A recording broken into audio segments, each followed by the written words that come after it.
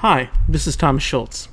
Thank you for joining me. Today we're going to look at a financial modeling tool that allows you to build financial modeling scenarios, as well as you can extend the use of this tool to reconcile a liquid account on a daily basis, just much in the same way you would be like a checkbook. Basically, it is built on the principle and philosophy that you can manage liquid assets from a future date. It was designed for personal finance and not corporate or professional finance or investment finance. The idea behind this is that if you can see the future, you will be able to react to the future. And that's what this allows you to do. Basically, see into the future and react accordingly. I originally built this many years ago because I couldn't stand having to reconcile my account.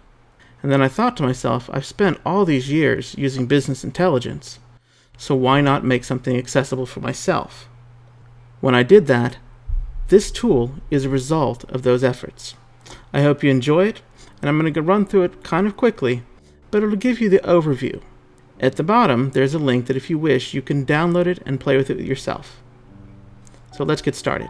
The Data Entry tab allows you to put in your yearly, monthly, weekly, weekday, and daily expenses, and clear your transactions just like you would with a normal checkbook. The monthly gain-loss summary will show you if you're gaining or losing money per month and how much. The summary table will use array formulas to calculate everything that's going in and out by day. The account history tab will be a graphical representation of what you see on the summary table. Each entry field is commented so you can see what it's looking for and what to enter and how it's going to calculate. The green button will build the model. The red button will let you clear the data and start over. The yellow button will clear the data tab. Entering expenses is easy. For the yearly column, it will always assume the first of the month.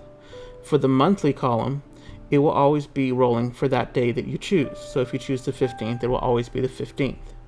For the weekly, it will always end the week with that expense. And for work days, it'll assume Monday through Friday for the work week. You will have noticed that I did not put anything in the daily tab. It would complicate the calculations and make it a little bit cumbersome to read. But it is very useful to demonstrate things like savings or non-savings behaviors, as well as showing you where you have serious financial leaks.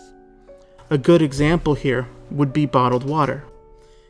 If you take your average daily recommended amount of water and drink it through bottled water, it can cost you sometimes in excess of $1,000 a year. Doing this exercise, putting that into the daily tab, will actually show that. Now we're going to click the green button and kick off the model. You'll also notice that there will be a box that pops up during this step that's going to ask you what your balance is. You can put whatever number you want, or if you know your bank's daily balance when you log online, you'd put this number in. It's going to auto balance your account by assuming all prior transactions cleared on the same day they were. So this way you can have an accurate daily balance. So if you wish to use this to actually reconcile your account as a checkbook moving forward, you can. So now we're going to take a quick recap after we built the model and see what's been done. We're going to start with the Data Entry tab. The most important thing here is going to be the top line, where it annualizes each column of expenses.